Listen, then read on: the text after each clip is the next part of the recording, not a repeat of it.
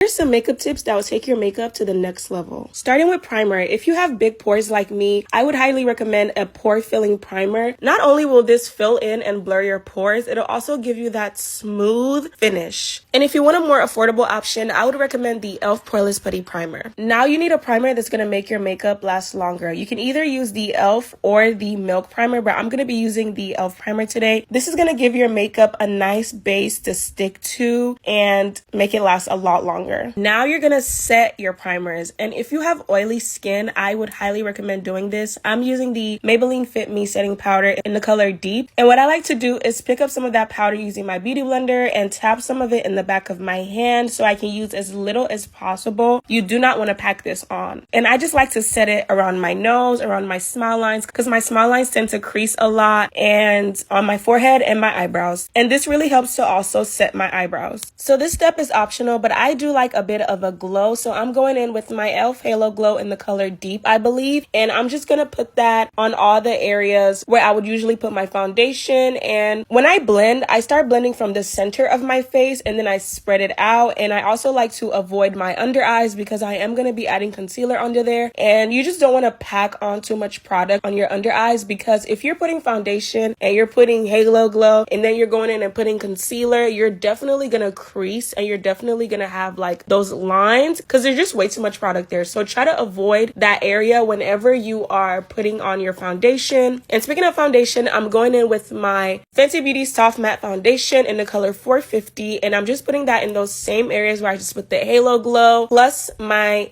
nose and my forehead and my neck. Of course, can't forget the neck. As I always say, as a dark skin girl, I have discoloration. My neck is much darker than the rest of my body for some reason. I think it's because I was a fat baby. So I have to put foundation on my neck to even out the color. So this is how we're looking. Now we're going to go in with concealer. I'm using my e.l.f. Camo Concealer. This concealer is so goated. And for application for your concealer, try not to place it directly under your under eyes. Give it a little space. And also another thing I like to do is kind of create a reverse contour. So I place that concealer right next to my nose because it's going to act as a reverse contour for me. I also went ahead and did the little side things. I like to call them the extendo. And I also applied the concealer on my nose. Now I'm blending. And when you're blending your concealer, start blending from the bottom and then blend inward. And the reason for that, again, is because you never want to pack on too much product directly under your eyes in those areas that crease. Always try to put as little product in that area as possible, especially if you get really bad creasing on your under eyes. And back to what I was saying about creating a bit of reverse contour. As you can see, I blended that concealer right like on my nose where I would put a contour, like right underneath where a contour would go, so that I don't actually have to contour my nose. And now I'm blending out those side pieces. And when I blend out the side pieces, I like to make a sharp line. This is gonna give me a facelift, and I will diffuse it a little bit later, and it's not gonna go like all the way up like that. But anyway, I'm just making sure that my under eyes are really, really blended. Take your time with this step. Make sure that everything is blended and smoothly spread out. I'm going in and blending my nose now, and I was saying earlier that I did make that nose bit a little too thick. Usually it would be a lot thinner, but again, just make sure everything is nicely blended out, nice and smooth. Take your time if you need to. And now I'm going to contour. I'm using my Fenty Beauty Matchstick in the color Espresso, and I put that contour directly on my cheekbones. I also did put it on my forehead, and when I blend it out, I just mostly focus on diffusing that little like line that I made with the concealer. I diffuse it a little bit on the outer corner,